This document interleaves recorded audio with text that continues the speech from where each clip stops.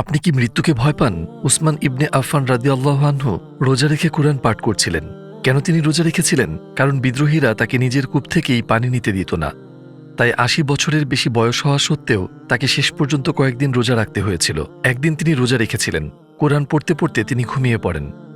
ঘুম ভাঙলে তার মুখে হাসি ফুটে ওঠে।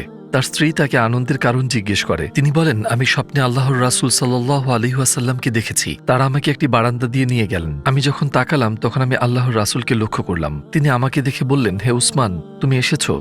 আমি বললাম, আমি এসেছি হে আল্লাহর রাসূল। তিনি বললেন, তারা কি তোমাকে ক্ষুধার্ত ও তৃষ্ণার্ত রেখেছে? আমি বললাম, হ্যাঁ হে আল্লাহর রাসূল। তিনি জিজ্ঞাসা করলেন, তারা তোমাকে বাধা দেয়, এমনকি তোমাকে মসজিদেও যেতে দেয় না, তাই না? আমি আবার উত্তর দিলাম, হ্যাঁ আল্লাহর রাসূল। তারপর তিনি বললেন, তোমার রোজা ভাঙবে না, আমরা আজ সন্ধ্যায় ইফতারে তোমার জন্য অপেক্ষা করছি। আর উসমান রাদিয়াল্লাহু আনহু সেদিন বিদ্রোহীদের হাতে শহীদ হন। যখন মৃত্যুই আল্লাহ ও তার রাসূলের সাথে সাক্ষাতের একমাত্র বাধা, তখন মৃত্যুকে ভীতিকর ও অপছন্দনীয় কে বলতে পারে?